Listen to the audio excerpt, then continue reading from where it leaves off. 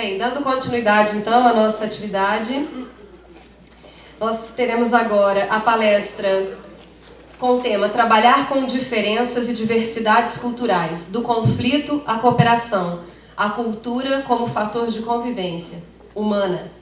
O palestrante é o Sr. José Márcio Barros, graduado em Ciências Sociais pela UFMG, mestrado em Antropologia Social pela Universidade Estadual de Campinas e doutorado em Comunicação e Cultura pela UFRJ. José Márcio Barros é professor do curso de Ciências Sociais e Comunicação Social e do programa de pós-graduação em Comunicação da PUC Minas.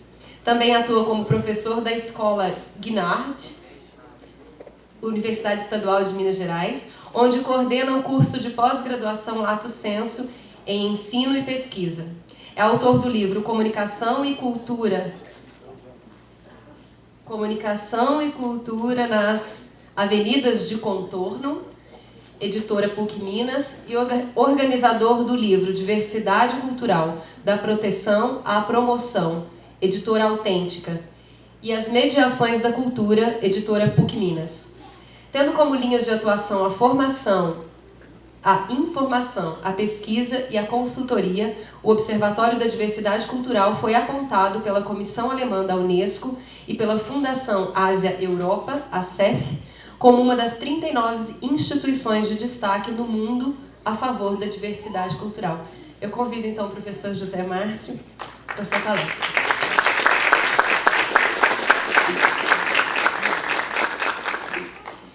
A mediação da palestra vai ser feita pelo Rubem, que em algum momento deve voltar para cá. Bem, eu vou começar porque temos o show do Maquele, 9h30, né? Hein? Ele já foi se preparar para o jogo. O Maquele, mas o Rubens deve estar voltando. Bem, eu vou falar em pé para ser mais...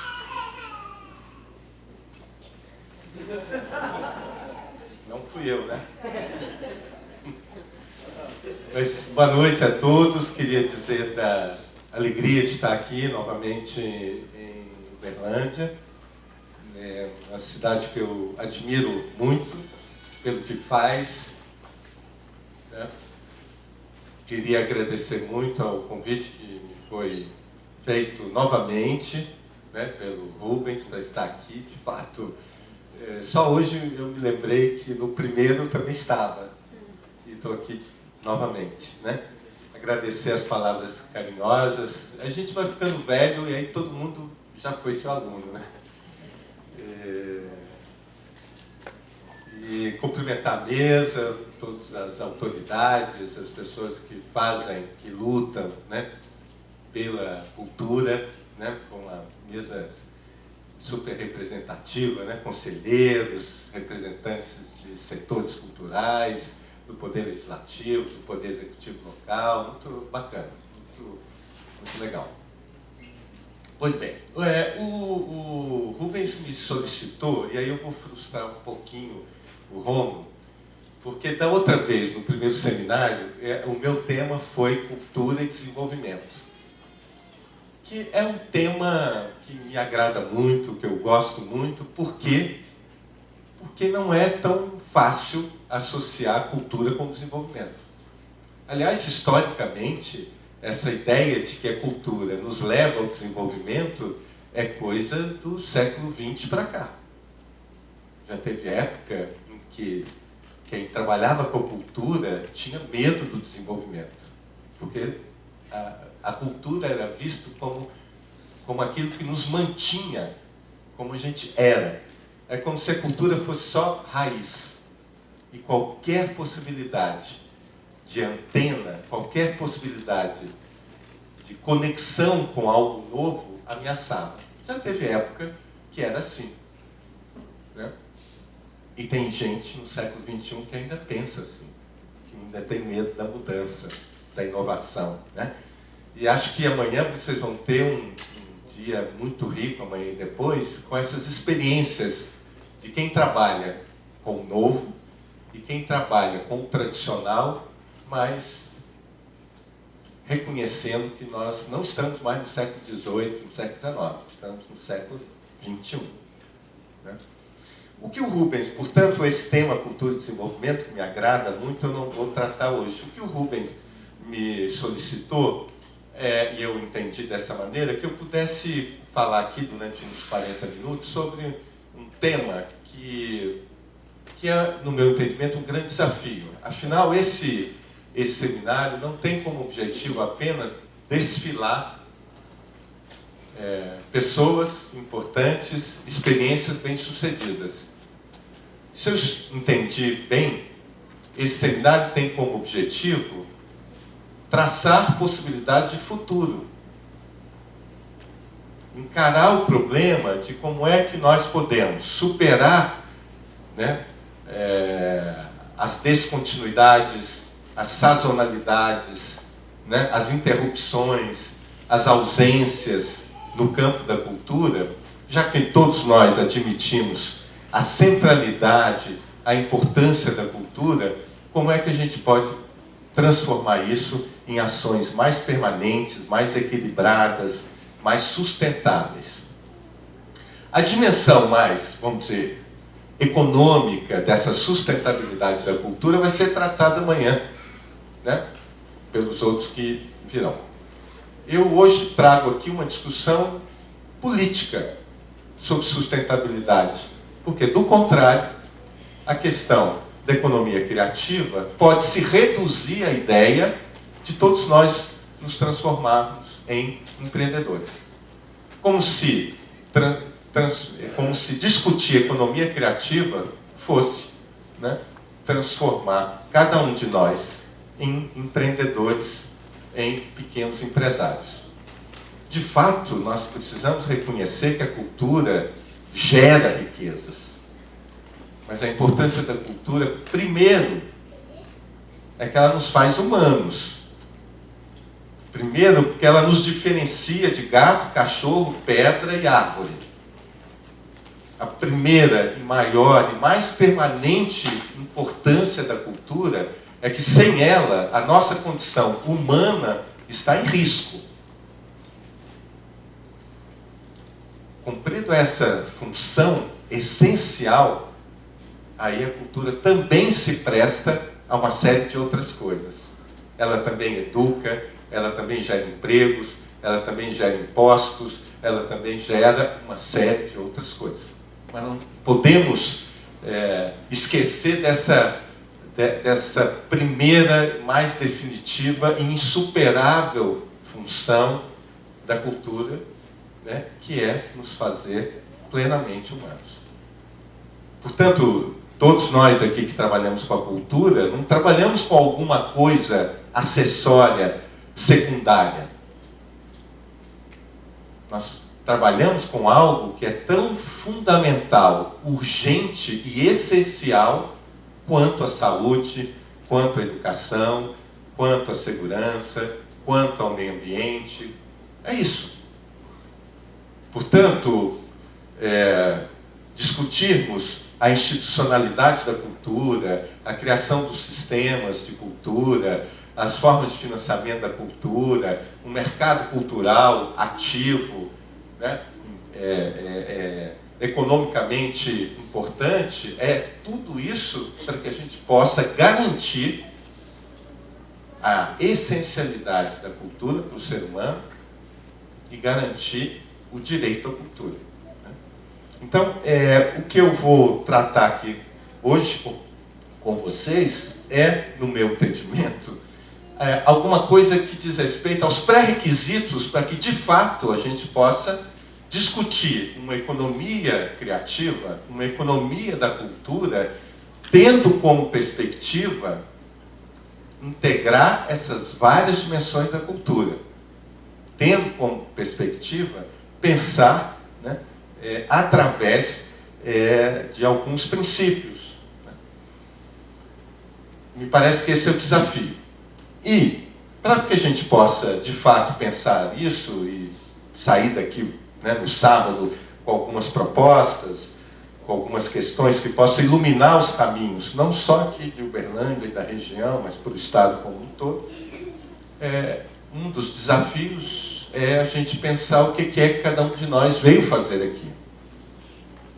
Se viemos aqui somar as nossas diferenças, ou se viemos aqui subtraí-las. Se viemos aqui disputar quem tem o case de maior sucesso na área da economia criativa, ou se nós estamos aqui para aprender uns com os outros. Porque me preocupa muito o quanto nós que trabalhamos com a cultura esquecemos o nosso lugar na cultura. Por exemplo, nós que trabalhamos com a cultura consumimos tão pouca cultura quanto o público que nós reclamamos que não nos consome. Nós, a cultura, apesar do mundo político e da forma de se fazer política no século XXI, né, apresentar o esgotamento de modelos tradicionais de representação e participação, haja visto o junho aqui no Brasil, nós continuamos sendo, né, acreditando mais numa democracia por representação corporativa do que modelos de democracia de participação direta e aberta. Alguém na mesa falou assim, a Madalena falou, né, que os seminários são sempre as mesmas pessoas. Como é que a gente faz para cada vez mais ter mais gente discutindo cultura? Eu acho que isso está diretamente ligado a essa abertura das formas de participação. Já existem setores da participação social no Brasil que a participação é direta. Então, existem alguns desafios que precisam ser pensados. E democracia de participação direta não elimina a participação por representação, se soma isso, né? Pois bem, então o que eu quero tratar aqui é exatamente o tema, o título dessa conferência, que é o que é que nós vamos fazer com as nossas diferenças. Vamos fazer das nossas diferenças uma plataforma de cooperação, ou vamos fazer das nossas diferenças uma plataforma de disputas, de setores e de territórios diferentes do campo da cultura? É uma opção. É uma opção que vocês aqui de Uberlândia têm que fazer, vocês aqui do Rio Grande têm que fazer, nós de Minas Gerais temos que fazer. O que é que nós queremos com a cultura? Se temos certeza que a cultura tem centralidade, se temos certeza num projeto de desenvolvimento humano, se temos certeza que a cultura nos faz mais humanos, se temos certeza que a gente poderia estar enfrentando a crise econômica que se alastrou dos Estados Unidos para todo o mundo, não com a indústria automobilística, que está tornando a vida nas cidades inviável, né, que está eliminando a possibilidade do encontro, da troca, né, nas cidades. Se nós acreditamos que a cultura pode ser uma alternativa para isso, então nós temos que ter um avanço na maneira como nós, né, agimos politicamente a partir da nossa diversidade. Porque senão, do contrário, continuaremos mais nos dividindo do que somando a partir das nossas diferenças, né? Então vamos lá. São 4 rápidos tópicos aqui para provocar vocês, né, para os 3 dias de seminário. Primeiro, a diversidade cultural, né, ela não é um mosaico harmônico de diferenças, né? Diversidade é um projeto político a partir de uma realidade antropológica. Nós aqui somos diferentes. Pode passar o próximo, por favor.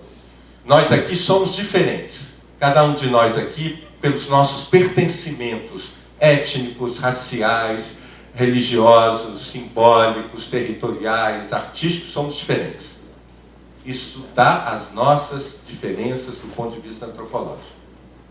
Diversidade é o que a gente faz com essas diferenças. Ou seja, quando nós falamos de diversidade cultural, nós estamos falando da nossa capacidade de produzir interações e trocas, não apesar das nossas diferenças, mas com as nossas diferenças. E para que isso? E por que debater a diversidade cultural, né, é importante? Porque, se eu não estou enganado, não se faz não se consolida a democracia sem uma sociedade plural. E se eu não estou enganado, pluralidade não é um regime de que todo mundo vai ser igual. É um regime em que os diferentes serão tratados com igualdade nas suas diferenças. Se eu não estou enganado, isso é essencial para que nós, da área da cultura, possamos ter plataformas únicas de ação cultural. Aqueles que são do teatro, da música, das culturas populares tradicionais, das artes eletrônicas, digitais, das artes visuais, né? Qual é, efetivamente, a nossa capacidade, né, de fazer com que as nossas diferenças, enquanto sujeitos culturais, possam gerar uma plataforma, uma experiência de interação com as nossas diferenças, visando efetivamente contribuir para a consolidação de uma sociedade plural. Ou seja, uma sociedade em que a gente tem o direito de ser diferente, mas ser tratados como iguais. Esse é o desafio, né? Então, existe uma visão romântica acerca da diversidade cultural que acha que diversidade cultural são as características naturais das diferentes formas de vida e das diferentes manifestações culturais. Por isso, haja festinha e festival das nossas diferenças. A gente adora festejar as nossas diferenças, mas a gente é intolerante na hora que o desafio é não apenas um assistir à diferença do outro, mas um se somar à diferença do outro. Essa visão romântica alimenta o nosso imaginário, alimenta festinhas institucionais, mas não dá um passo, não contribui em nada para que a gente possa efetivamente pensar como que o problema dos violeiros tem a ver com o problema dos DJs. Apesar de violeiro e DJ são dois artistas que habitam lugares na cena artística diferentes.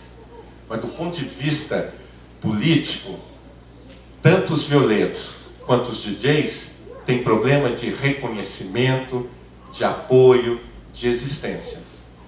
Enquanto a gente achar que o violeiro é tradicional e o DJ é um não artista, os dois, ao invés de se somarem nas suas diferenças, irão se subtrair. Pois bem, então, eu prefiro pensar que nós temos que enfrentar esse paradoxo. Para alguns de nós, a diversidade cultural ela é intrinsecamente positiva. Por quê? Porque ela permite que a gente possa fazer intercâmbios com a riqueza que é inerente a cada cultura do mundo e assim os vínculos que nos unem nos processos de diálogo e de troca. Mas existem os pessimistas que acham que não, que a diversidade cultural, né, a partir das nossas diferenças não dialogais, fazem com que a gente perca de vista o que temos em comum como seres humanos, constituindo assim a raiz de numerosos conflitos. Né? Eu prefiro pensar, ser pessimista e otimista. Eu conheço experiências em que as diferenças se alimentam. E conheço experiências em que as diferenças se canibalizam, se destroem. A questão é, em nome da economia criativa, em nome da economia da cultura, em nome da parceria sociedade civil, poder público, as empresas, os artistas, os instrumentos que aí existem, o que é que nós efetivamente queremos? Como é que se conjuga diversidade com desenvolvimento cultural e com desenvolvimento econômico da cultura? Pois bem, então, eu insisto que nós precisamos desenvolver uma visão política da diversidade cultural para entendê-la enquanto, né, uma dinâmica sociopolítica da maneira como interagimos os diferentes. Pode passar.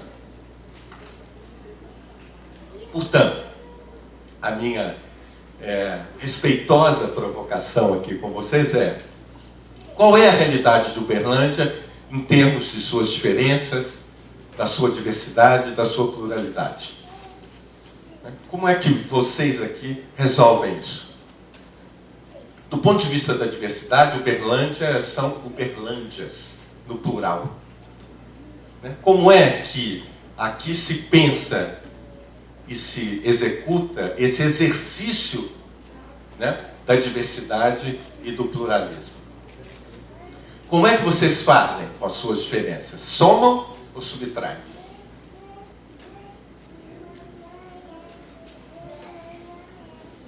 Segundo ponto.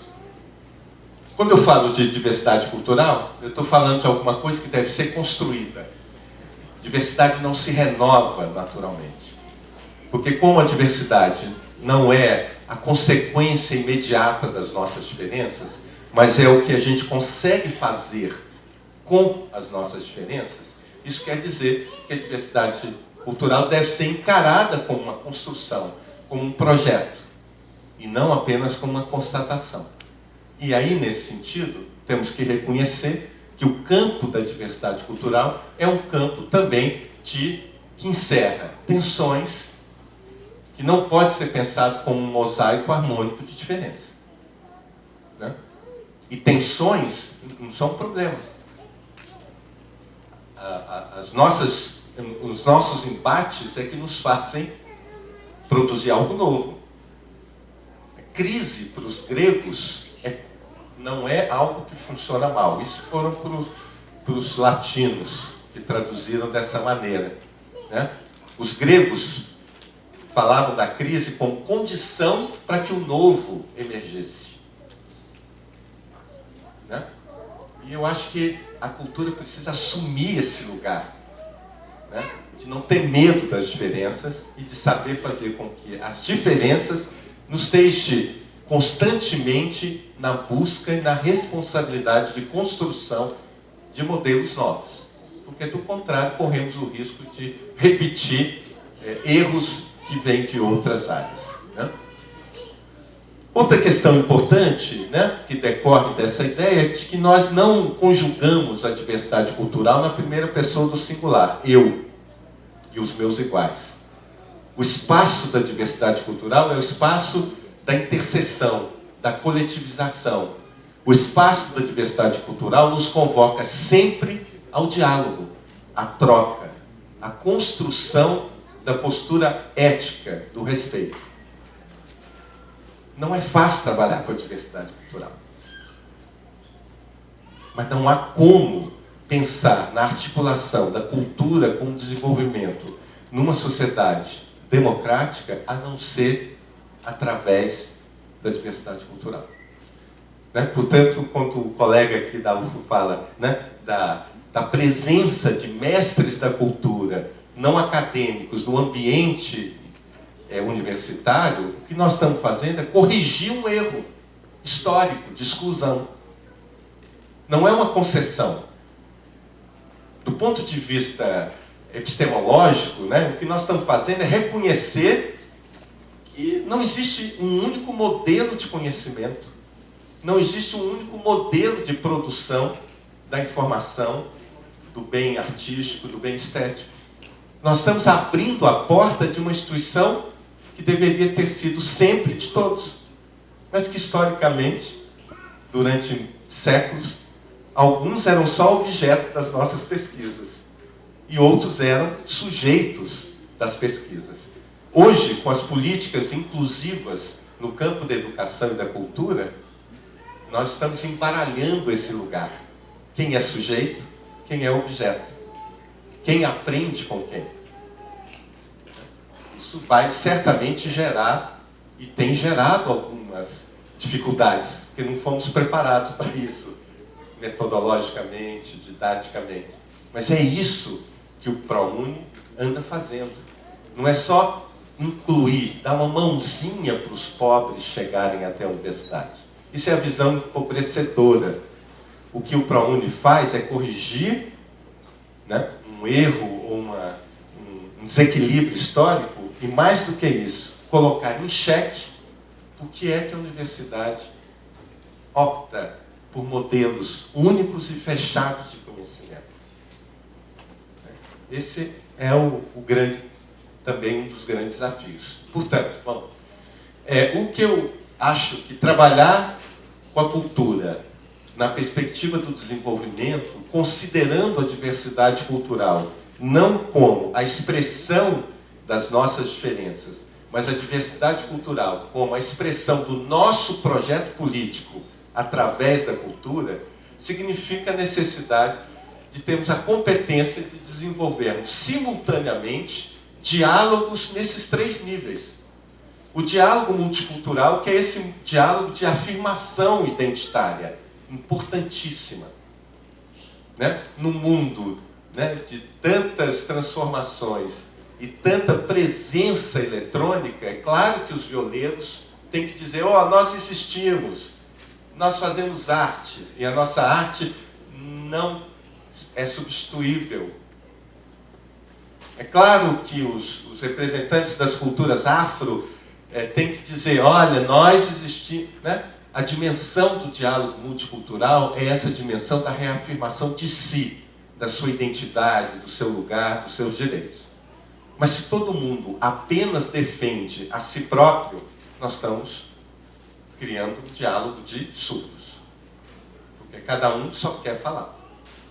Por isso, é preciso desenvolver uma outra dimensão dialogal, que é o diálogo intercultural, que é o diálogo em que a gente reconhece a existência do outro. Isso é condição para a gente escutar. Mas por que falar e escutar?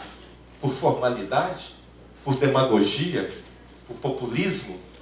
Não, porque sem isso nós não criamos uma sociedade efetivamente democrática e plural.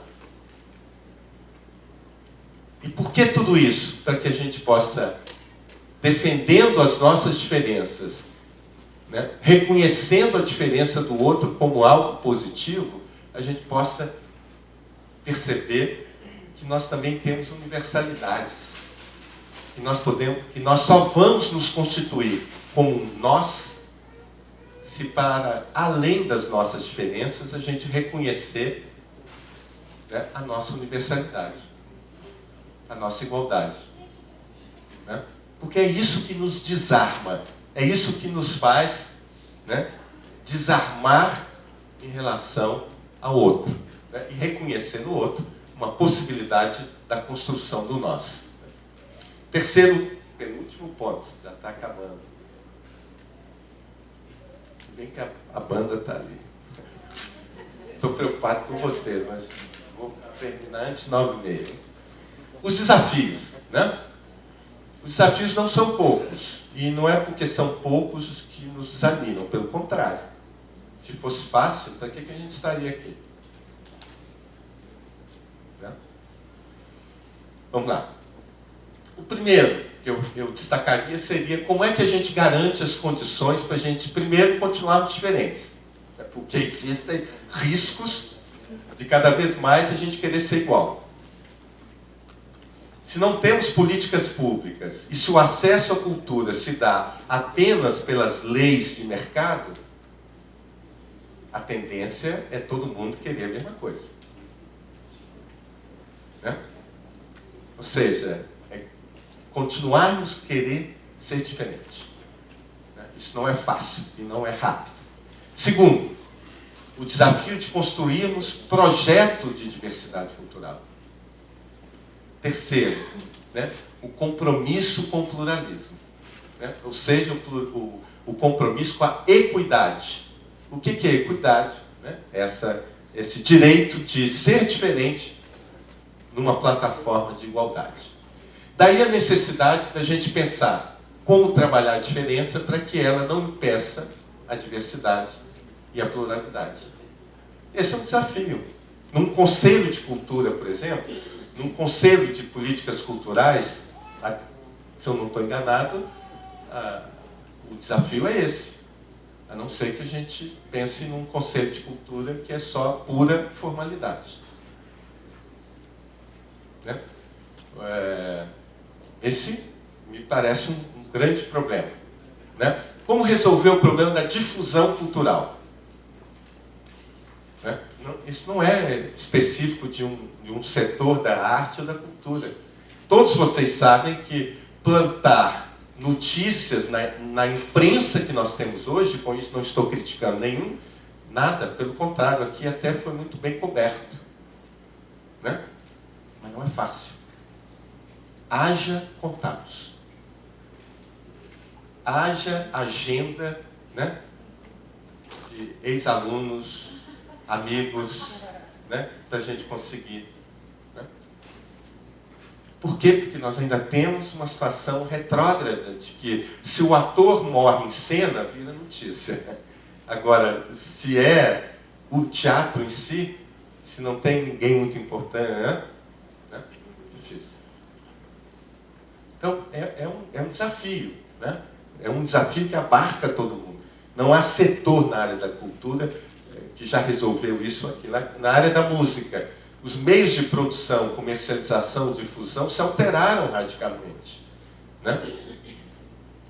Mas o problema de como é que você faz... Por exemplo, se eu quisesse comprar um CD de um artista de Uberlândia, eu teria maior dificuldade. Mas se eu quisesse da Lady Gaga, eu teria maior facilidade de comprar. Isso é... Né? Se eu quisesse comprar um livro de um autor local e regional, eu teria que sair, pedir contatos. Você conhece alguém que vende, não sei o quê? Aí talvez alguém tivesse uma caixa debaixo da cama com os livros encalhados para me vender. Mas se eu quisesse um livro de autoajuda, né? A arte zen da gestão de projetos culturais, talvez fosse fácil achar. Então, isso não é exclusividade de um setor ou de outro, isso é um problema de todos os setores da cultura. Né? Vamos lá. Como é que, nesse sentido, né, a questão que eu levanto aqui para vocês é como é que redes e trabalhos colaborativos e cooperados podem fortalecer a diversidade da cultura. Como que a participação social pode contribuir para esse processo? Como que a política cultural pode assegurar esse pluralismo? Me parece serem estes, né, os desafios que nós precisamos enfrentá-los de uma maneira direta. Né? Articular diversidade cultural e desenvolvimento, no meu entendimento, é enfrentar o desafio de relacionar tanto as nossas raízes e nossas antenas de forma a equilibrar contextos de inovação e de tradições. Né?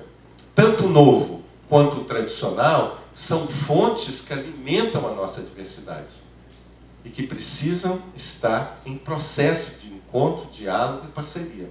Do contrário, né, continuaremos nessa fragmentação do setor cultural e nesse, né, enfraquecimento, né, geral dos setores. Mas para que a gente possa pensar algo novo, é preciso considerar que existem novos atores da cena cultural, novos modelos de criação, novos modelos de produção, circulação, consumo de bens culturais, que não mais cabem na equação centro-periferia, ou capital-interior. Isso não cabe mais. A gente ainda tem que lutar com essa coisa e ficar chamando de descentralização, de política de interiorização. Quer dizer, isso até o meados do século passado ainda poderíamos entender. Agora, basta abrir os dados econômicos, né, do Estado de Minas Gerais para que a gente possa reconhecer onde é que está o centro do Estado. Na capital? Então, assim, uma visão ingênua. Uma visão muito ingênua. Né? Mas nós ainda temos que ficar debatendo descentralização, né? Debatendo essas... Né? Enfim, né? É preciso a gente refazer, vamos dizer assim, né? Alguns conceitos e perspectivas para que a gente possa superar maneiras de olhar para essa questão, né, da cultura, né? Redes de cooperação são possibilidades? Né? Pois bem, vamos lá. Outra questão que me parece importante, né, e que diz respeito diretamente a essa ideia, o que é que nós aqui nesse seminário faremos com as nossas diferenças, né? Quando a gente fala de desenvolvimento humano, quando a gente fala da importância da cultura para gerar desenvolvimento humano, nós estamos falando de quê? Né? Dessa articulação entre 4 capitais que dão a riqueza de uma sociedade, né? O meio ambiente, que é o capital natural, o trabalho, né? O resultado do trabalho do homem, do ser humano, que é o capital construído, o capital humano, que é o próprio ser humano, e o capital social. O que é esse tal de capital social? Né? É um conjunto de valores, de atitudes, que se revelam através de 3 questões básicas, que, no meu entendimento, são questões que nós, da área da cultura, precisamos recuperá-las enquanto valor, enquanto compromisso. A ideia é que o grau de confiança existente entre os atores sociais de uma sociedade, nós precisamos confiar uns nos outros, nós precisamos ter formas de estar juntos, marcados pelo compromisso, pela ética, pela transparência, porque, do contrário, nós vamos discutir o bem público, as políticas públicas, as transformações sociais, com que parâmetro? Segundo, das atitudes e valores que auxiliam, que podem nos auxiliar a superar os conflitos e as relações de competição, para conformá-las como relações de cooperação e ajuda mútua. O consumo cultural no Brasil é tão baixo que é uma bobagem a gente se pensar em competição. Né?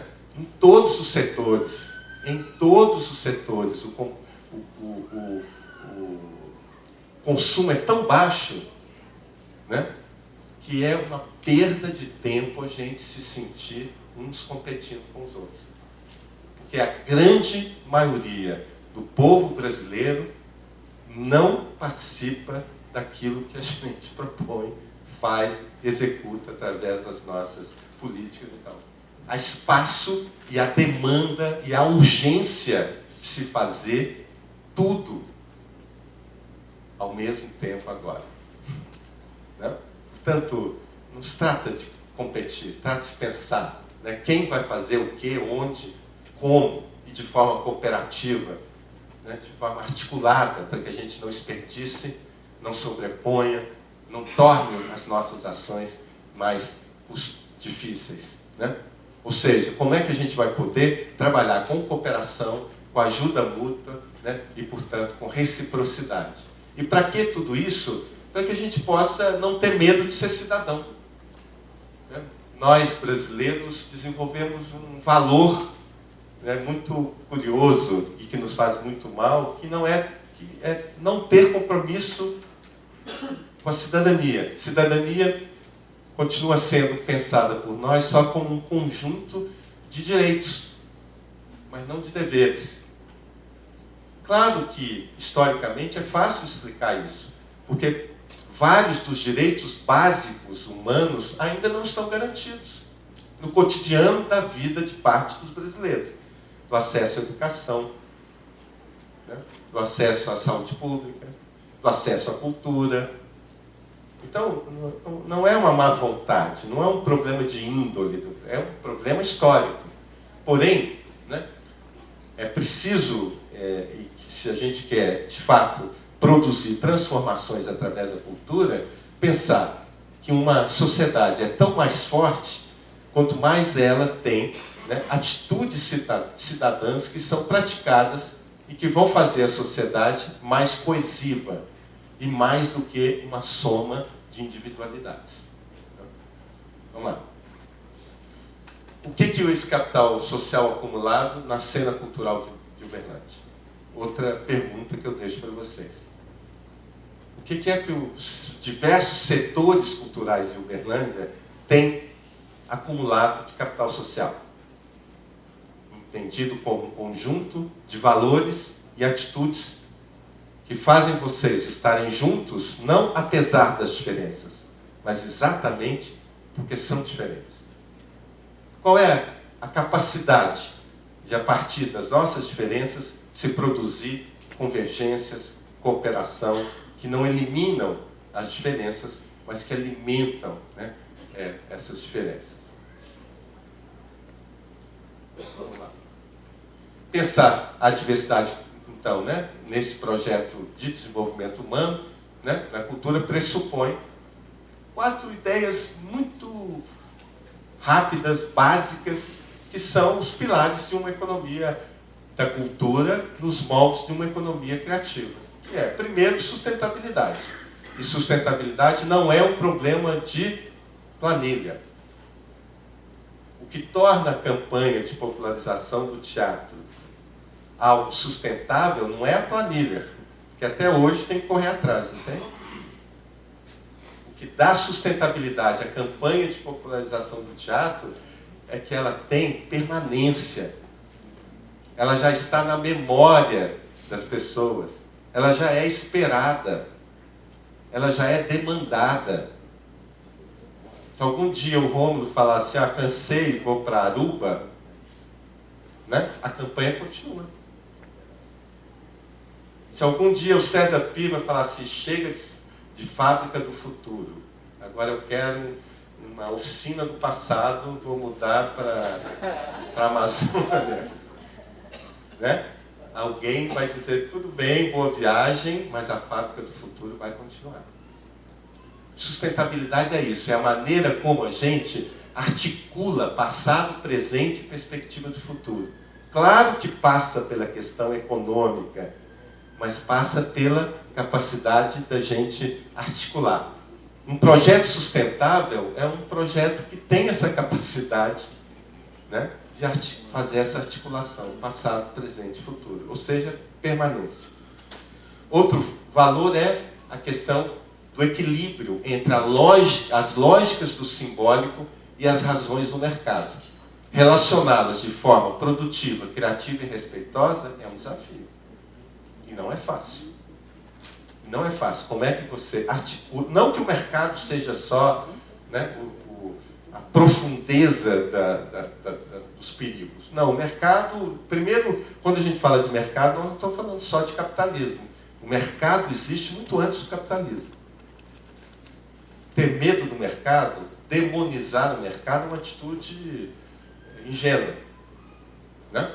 Agora, o que a gente precisa ver é como é que o mercado, né, e as lógicas do mercado e as lógicas simbólicas de cada setor da cultura se harmonizam.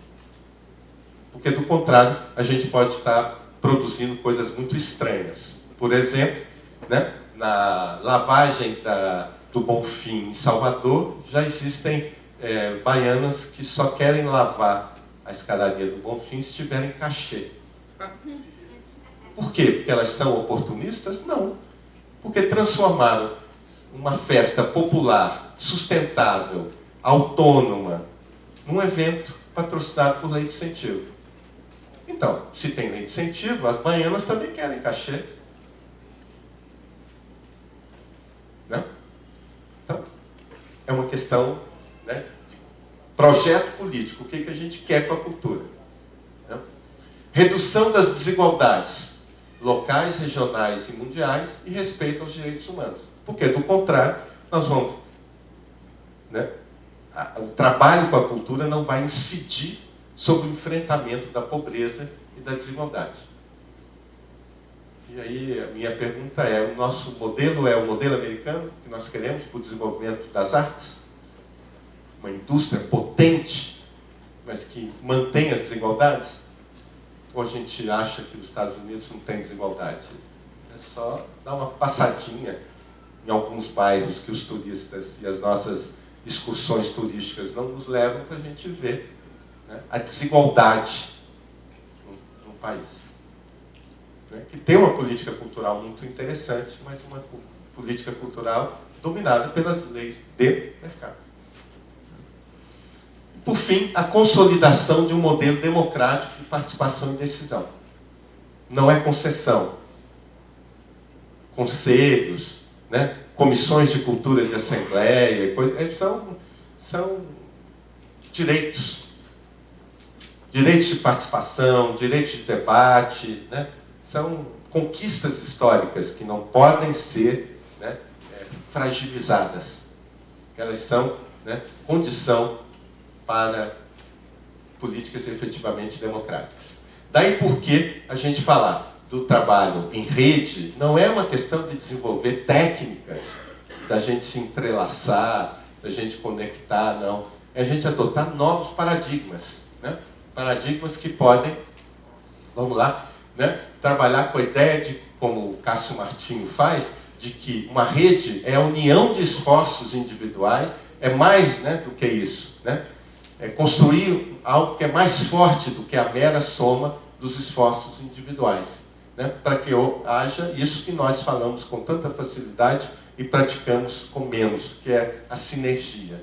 À medida em que os atores trocam informação, compartilham capacidades, essa rede se torna mais poderosa e os processos podem fluir melhor através dessa rede, né?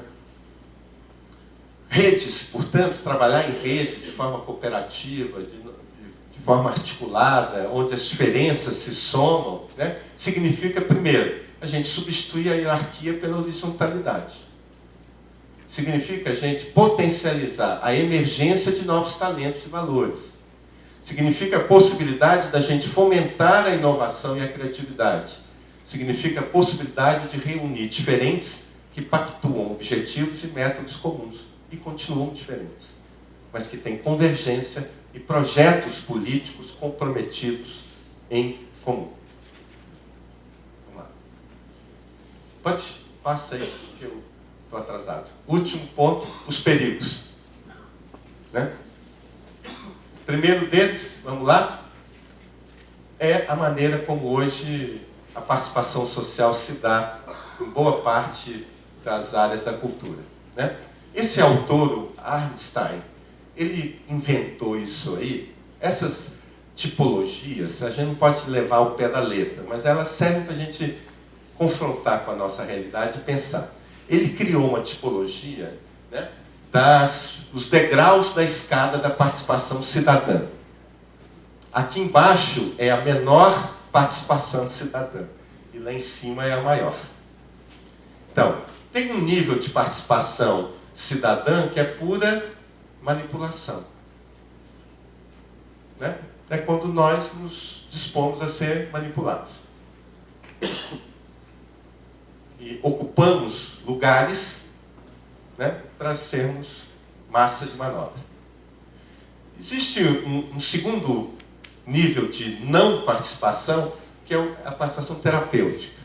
Eu não tenho nada para fazer, vou lá, né? Pelo menos me divirto um pouco, me encontro com os amigos, né? Saio na fotografia, né? É um nível assim, terapêutico, né? Um pouco, é como se fazer política cultural é a gente esquecer os problemas da vida, vai lá, né? O Einstein fala, isso não é participação. Depois, níveis de concessão mínima de poder. É quando a participação cidadã, né, se dá apenas no nível da informação, da consulta e da pacificação apenas, né? De ficar conciliando conflitos. O Einstein vai dizer, isso é uma concessão mínima de poder. Quando a nossa participação social só se dá nesses três níveis. De ter acesso à informação, então vamos lá para alguém nos dizer o que já foi feito. Ou então alguém nos perguntar, o que vocês acham disso? Ah, tá bom, vou pensar, se der eu atendo vocês. Né? Ou quando é só para pacificar. Vem cá, ó, vocês aqui estão brigando muito, vamos parar com isso. Né? O Einstein vai dizer, isso é participação mínima. A participação social efetiva, né, do poder cidadão, e é isso que nós temos direito, né, e é isso que uma democracia necessita, é quando a gente atinge os níveis 6, 7 e 8, que é parceria, quando o Estado e as instituições dividem com a sociedade civil o direito, o poder e o dever de fazer as coisas. Quando estamos diante da delegação do poder, quando o poder é dividido entre vários atores da sociedade para executar as coisas, né? E quando há controle cidadão. Por isso, quando o deputado falou, temos que ter plano municipal de cultura, plano nacional de cultura, plano não é um conjunto de idealidades delirantes e nem um conjunto de formalidades. Plano que se transforma em lei passa a ser um instrumento político e jurídico para que a gente possa dizer, senhor prefeito, senhor governador, senhor presidente da República, está aqui que em 10 anos nós teríamos que ter um centro cultural em cada bairro de Uberlândia. Cadê? Que nós, em 5 anos, deveríamos transformar uma série de projetinhos pulverizados, né, em equipamentos que ofereçam serviços e bens culturais constantes. Isso virou lei. E cadê a execução disso? Ou nós caminhamos nesse nível de institucionalidade, ou vamos continuar ingenuamente achando que é de boa vontade que se faz, né, ações culturais, que é com boa vontade, com sensibilidade, é com decisões práticas e decisões conceituadas, né, e depende da gente saber o que queremos com a cultura. Então esse é um perigo que hoje eu acho que no Brasil nós estamos, né? A gente ainda tem níveis muito pouco decisivos de participação, né? Apesar de termos conselhos, apesar de termos uma crescente institucionalização da cultura, mas é preciso que a gente saiba para quê, né? E por que essa participação. Um outro risco é esse risco que o mestre Edgar Morin nos traz, né? Um risco mais filosófico, né? Um risco que diz respeito a uma certa condição contemporânea, pós-moderna, que é essa condição que ele diz. Vivemos um tempo onde o cheio provoca o oco, a saciedade gera angústia, o permanente é trocado pelo atual, pelo mais novo, né?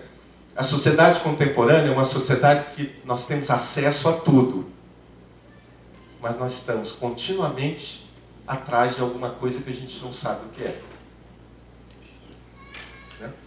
É uma sociedade de muito acesso, né, e pouca saciedade. Que diz respeito aos nossos valores, né? Diz respeito ao que é mesmo que nós fazemos com aquilo que a gente faz. Portanto, para terminar, trabalhar com diferenças e diversidades culturais, né, do conflito à cooperação. Não é fácil, mas se constitui como centro de um processo de desenvolvimento cultural. Se é isso que esse seminário está pautando, né, através da terminologia da economia criativa, né, o que eu imagino é que o que vocês estão discutindo é como é que a gente pode ter dignidade com o que a gente faz.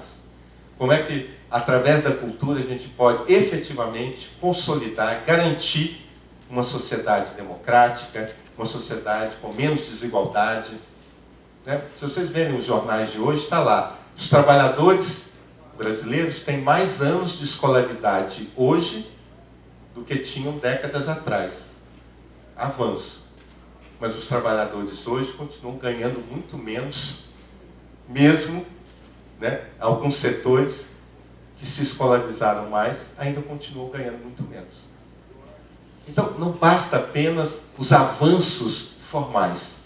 É preciso que esses avanços formais se transformem em atitudes reais, cidadãs, políticas, e que nós sejamos do Poder Executivo, Legislativo, Judiciário, sejamos da sociedade civil, de qual setor da sociedade civil, que a gente tenha esse compromisso, né, de trazer esse compromisso político para o seio, né, da cultura. Tá bom? Desculpa, mas acho que 9h30 no ponto, né? Muito obrigado, espero que isso faça algum sentido e contribua para vocês durante os outros 2, 3 dias de seminário. Obrigado.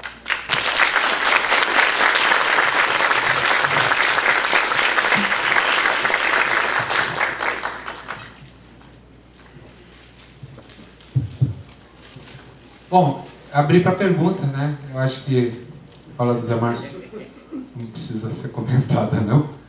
Então, se alguém quiser perguntar alguma coisa, quiser colocar uma opinião.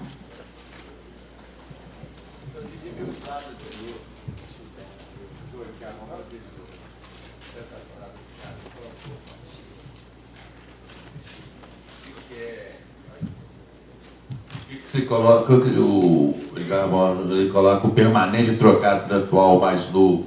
Isso quer dizer, eu entendi, isso quer dizer o quê? É porque eu estou colocando isso, é porque eu fui na abertura do Cine Teatro Metrópole, do Brasil, Cine Teatro Brasil, está ficando lindo. As pessoas de Uberlândia vão lá em Belo Horizonte, não deixam de ver o novo teatro que o Estado recebe. E lá, esse mês, agora está uma obra maravilhosa lá, que é do Portinari, Guerra e Paz, vale a pena conferir. Mas eu estava conversando com uma pessoa, ela pegou e disse o seguinte: não, lá no Conselho Municipal de Cultura, eles estão discutindo muito de que está na hora dos projetos permanentes, igual a campanha, parar de receber recursos para ter outra coisa nova. Isso é essa angústia aí que você diz, é isso? Mais ou menos isso? Não. Primeiro, esse comentário eu acho que é interessante, porque é uma visão estranha, né? As políticas culturais são feitas de ações permanentes, né, e de ações episódicas e novas. Se você só tem permanência ou só coisas novas, não se faz, né? Então é uma certa ingenuidade achar que a questão das ações permanentes, elas não devem existir. Mas o que o Edgar Morin está dizendo aqui é essa ideia que poderia ser trocada pela ideia do modismo. Né? Vou falar uma coisa, não sei se aqui em Uberlândia tem virada cultural, tem? Não? Tomara que não tenha. Tomara. Tomara, inventem outra coisa. Por quê? Virada Cultural foi um projeto muito bacana, que aqui no Brasil, né, teve início em São Paulo, e que depois de 3, 4 anos de existência, está gerando mais problema do que solução. Para que uma virada cultural? Para a gente provar para nós mesmos que é possível a gente humanizar a cidade através da cultura. Não é um teste de resistência física, se a gente consegue ficar 24 horas acordado consumindo cultura. Não é para isso. Virada cultural é uma forma de intervenção urbana, da gente lembrar que a cidade é lugar da vida. E não há nada melhor para nos lembrar que a cidade é lugar da vida, né, do que a arte, a cultura. Só que, para que a gente inventa e repete um modelo que não está dando certo? A gente poderia ter inventado para Belo Horizonte uma virada cultural que fosse uma grande festa cívica de cultura. Durante um dia, todos nós, moradores da cidade, poderíamos estar convidados, incentivados a ir para a rua, mostrar o que a gente sabe fazer. No nosso bairro, na nossa esquina, na rua mais perto da casa da gente. E não repetindo o modelo centralizado nos setores onde tem equipamentos culturais.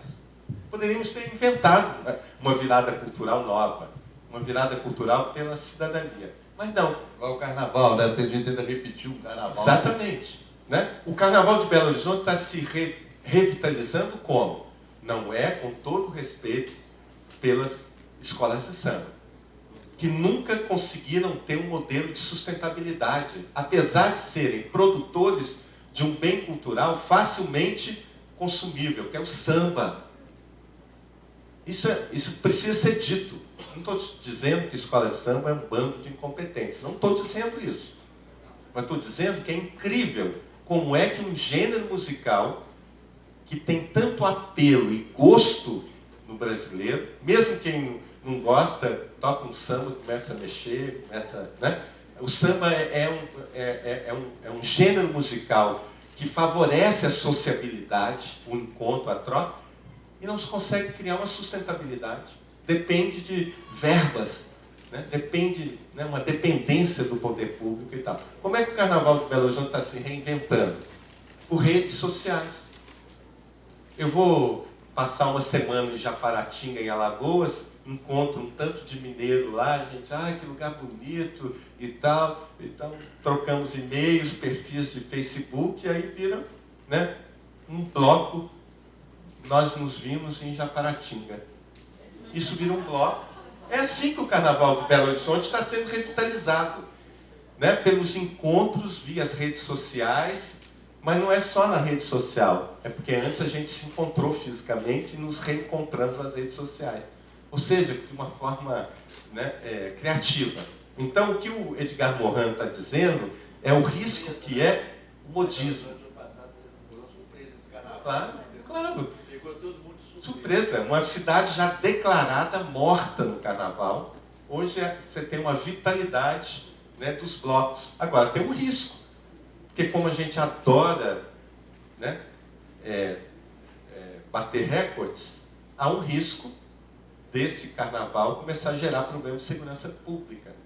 Ao invés da gente querer muitos e pequenos blocos espalhados pela cidade, a gente começa a querer ter grandes blocos, né, que juntam milhares de pessoas e viram um problema de segurança pública, né? Então, é questão de opção. O que o Edgar Morin está dizendo é que, né, essa ideia de que, muitas vezes, aquilo que é mais permanente, aquilo que revela um valor mais permanente, é trocado pelo modismo. Por essa coisa de mimetizar uns aos outros. Deu certo ali, vamos repetir o de lá. Deu certo, né? É isso que ele está discutindo.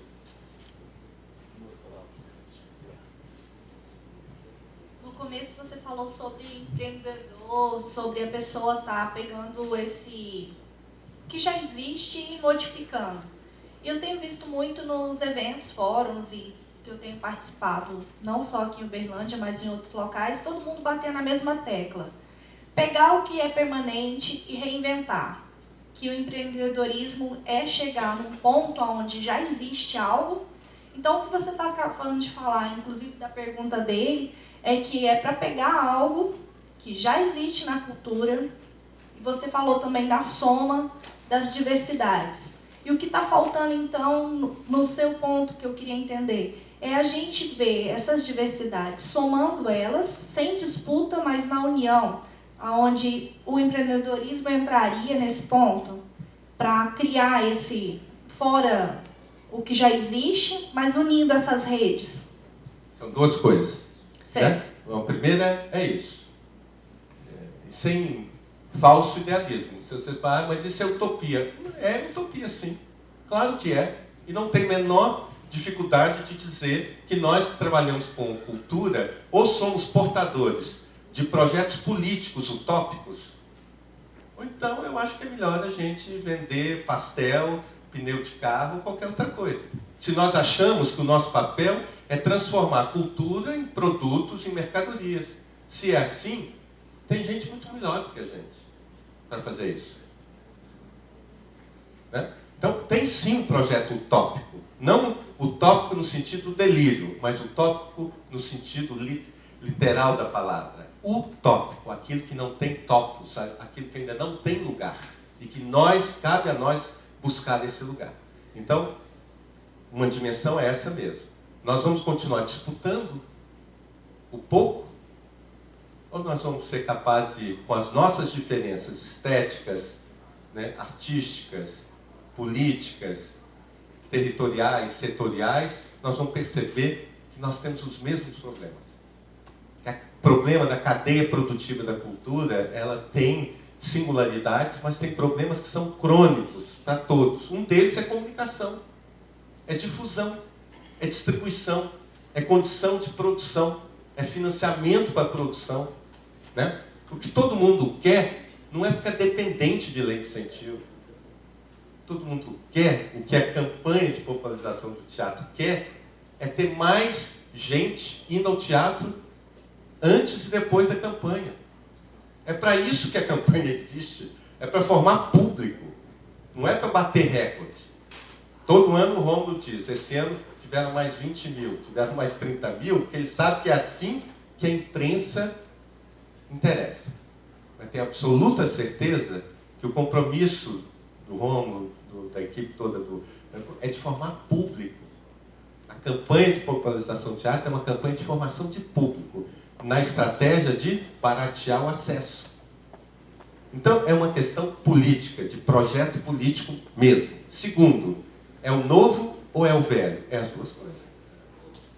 É as duas coisas. É não inventar a roda, né? Mas é não ter medo da inovação. Não ter medo da inovação. Como é que a gente equilibra as nossas raízes e as nossas antenas? Né? Porque é desse equilíbrio que a gente pode, né, ter a permanência. Permanência não é manter a coisa antiga. Permanência é evitar a descontinuidade, a sazonalidade. E nós, da área da cultura, como nosso modelo de financiamento da cultura é pela dependência de lei de incentivo, todo ano é aquele sufoco, é aquela falta de ar, entendeu? Primeiro aprovar projeto e depois captar patrocínio.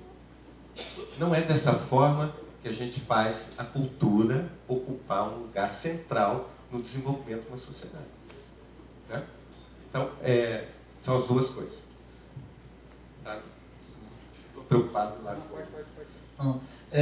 Você falou com relação também uma coisa que a gente vê muito, a gente ainda vive no Brasil certos resquícios de ditadura. Né? Uma delas é com relação à extensão. As universidades brasileiras têm muito pouco em relação à extensão. O senhor falou na fala do senhor aí que, com relação aos mestres tradicionais, à cultura popular em si, essa busca tem aumentado. Mas uma das preocupações que a gente vivencia a cultura no Brasil é justamente isso, que o erudito e o popular são diferenciados, existe um preconceito muito grande com relação, principalmente à cultura popular do Brasil, ainda mais na questão afro. E se é difícil para quem trabalha com cultura erudita, muito mais ainda para quem trabalha com cultura popular. O que pode ser feito para se dar equilíbrio, para que todos tenham, né, condições iguais, não só de financiamento de projetos, ou até mesmo para que se crie uma forma cultural, um modelo no Brasil onde todos possam ser atendidos? Eu acho que, primeira coisa, é uma coisa meio polêmica, eu vou falar rapidinho, porque... Depois do Cláudio aí encerra. Tem mais alguém que quer perguntar alguma coisa? É porque tem um show muito bacana, que eu não quero atrapalhar o show do Se a Marquete. gente fizesse todas elas juntas, vocês respondessem logo. Então, na verdade, eu queria fazer uma observação. Nessa sociedade brasileira que nós vivemos, acho que você abordou isso várias vezes, nós somos educados para competir. Né? E isso, infelizmente, às vezes atrapalha o andamento e o caminhamento da diversidade, porque a diversidade ela tem um pouco de equidade. Né? Num país de competição, você deu o exemplo da virada cultural, né? Esse ano tem 5 mil pessoas, ano que vem quer bater o recorde de 20 mil pessoas para ser melhor do que a outra. Né? Aí o outro estado já quer criar uma coisa que é melhor do que a outra. Então, esse exercício de fazer diversidade e equidade acaba que seja um trabalho eu diria, para ser mais humano, em questão de humildade mesmo, para se somar forças. Né? Porque quando a gente chega no gargalo da questão da distribuição de recursos, da distribuição de sobrevivência, da questão de não ser sazonal, né? Porque quase desde incentivo, por exemplo, vamos pegar Uberlândia, nós dependemos da arrecadação de IPTU para poder começar a desenvolver projeto, então você consegue fazer alguma coisa a partir de março, quem vai captar tem mais um tempo para captar, então acaba que a coisa fica um pouco corrida. Né? São algumas políticas que têm que ser mudadas e tem que ser uma percepção geral, não só de gestores, mas de atores, mas de população que contribui para isso fazer, acho que de uma forma mais humilde para construir uma coisa mais real, né, e menos sazonal, com mais impacto cultural. Bom, obrigado pela palestra. Uma das coisas que eu fico assim, que tem uma certa preocupação, todas as vezes não, assim, a temática de multiplicidade e diversidade, eu fico pensando qual é o lugar da criatividade no campo. Às vezes assim, que nós podemos correr o risco de transformar a diversidade e a multiplicidade em algo normativo. Então, eu fico pensando qual seria o lugar da criatividade, Uma vez assim, que eu posso ser um determinado gestor e copiar um determinado modelo de diversidade, de multiplicidade e tentar aplicar orgânico, sem pensar na relação orgânica da cidade. Obrigado. Eu acho que a sua questão tem a ver com o comentário aqui, né? Eu acho que, em relação às culturas tradicionais populares hoje, primeiro eu vejo um problema fruto desse modelo de financiamento da cultura. Parte daquilo que sempre existiu com vitalidade, né, sem dependência de lei de incentivo, hoje depende. Vocês já imaginaram, eu sei que essa imagem é meio radical, mas eu acho que é mais ou menos assim, entrar num hospital e na porta de uma enfermaria encontrarem uma plaquinha assim, né? Esses doentes continuam vivos em função do patrocínio cultural, da drogaria, não sei o quê. Vocês já imaginaram entrar numa sala de aula e o professor ter que estar vestido com uma camiseta dizendo: sou um professor patrocinado pela lei de incentivo, não sei o quê? É inimaginável. E na área da cultura isso virou um padrão. Né? Então, eu não estou querendo dizer que existem setores da cultura que merecem financiamento público via lei e outros não merecem. Eu só estou dizendo que parte da vitalidade cultural de uma sociedade não passa pela dependência do mercado, pela dependência do Estado e nem pelas leis do mercado. Passa pelo cotidiano da nossa vida. Então, eu acho que a primeira coisa é isso. Senão, daqui a pouco, Congado só existe se tiver lei de incentivo. Né? Festa junina. Festa junina aconteceu isso. O que antes era lúdico, comunitário, hoje virou um grande evento de competição. Então só cabe gente bonita, treinada, meninas que sabem tremer os ombros e rapazes sarados. E todo mundo sorri o tempo inteiro. Não porque esteja feliz, mas porque vale ponto. Porque está no regulamento da competição a alegria do grupo. E ainda dizem, né, que festival de quadrilha incentiva a cultura junina. Não incentiva cultura junina nenhuma. Pelo contrário. Então, parte da cultura, ela tem que existir no nosso cotidiano. Né?